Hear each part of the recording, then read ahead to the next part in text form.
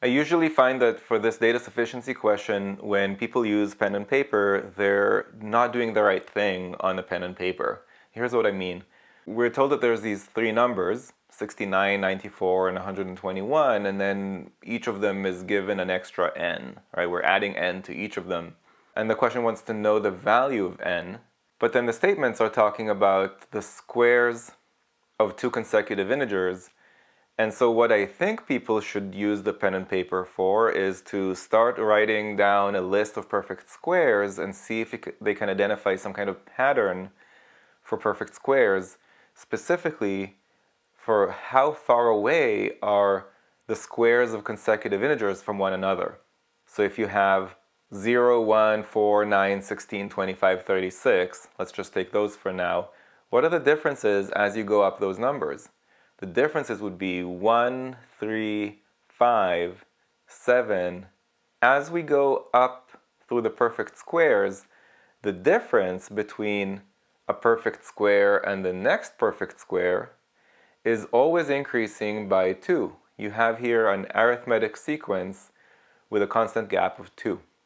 And that little piece of knowledge is really all we need in order to solve this question. Because you see, if a statement tells us the difference between two perfect squares of consecutive integers, then it's sufficient, because we would be able to find out what those two perfect squares are. Again, because the difference between any consecutive perfect squares is unique.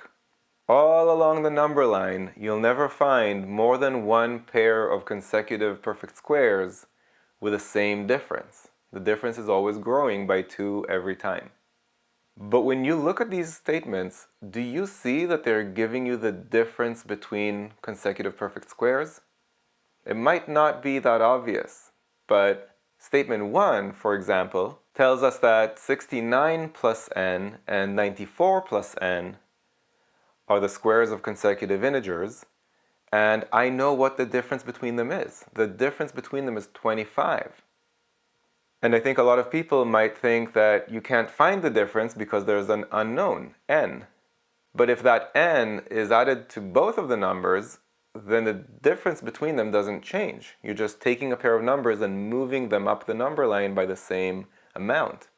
Same thing goes for statement 2. Statement 2 tells me, essentially, that the difference between these two perfect squares that came from consecutive integers is 27. There's only one pair of consecutive integers on the entire number line whose perfect squares are 27 apart.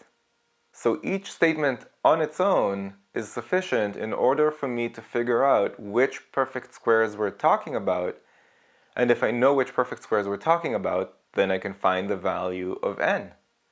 So I'm going to go with answer choice D. If you found this video useful, go to quantreasoning.com for a lot more where that came from. You should also click that like button and let me know in the comments below what you'd like me to make future videos about.